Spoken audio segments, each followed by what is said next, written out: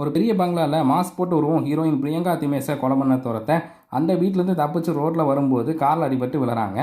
அந்த வழியாக வந்த ஹீரோ ஸ்ரீகாந்த் அவங்கள மீட்டு ஹாஸ்பிட்டல் அட்மிட் பண்ணி காப்பாற்றுறாரு. விபத்தில் தான் யாருங்கிறது எல்லாத்தையும் மறந்துடுறாங்க.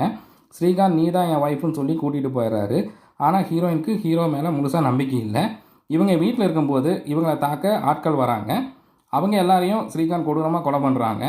அதுபோக வீட்டை விட்டு வெளியே போயும் சில கொலைகள் செய்கிறாரு. ஏன்னா இவர் ஒரு காசுக்காக கொலை பண்ணுற கான்ட்ராக்ட் கில்லர். இவர்கிட்ட பிரியங்காவை கொலை பண்ண சொல்லி அவள் ஹஸ்பண்ட் கான்ட்ராக்ட் கொடுத்துருப்பான். ஆனால் பிரியங்கா தன்னோட ஸ்கூல் ஃப்ரெண்டுங்கிறனால கொலை பண்ணாமல் காப்பாற்றுவாராம்.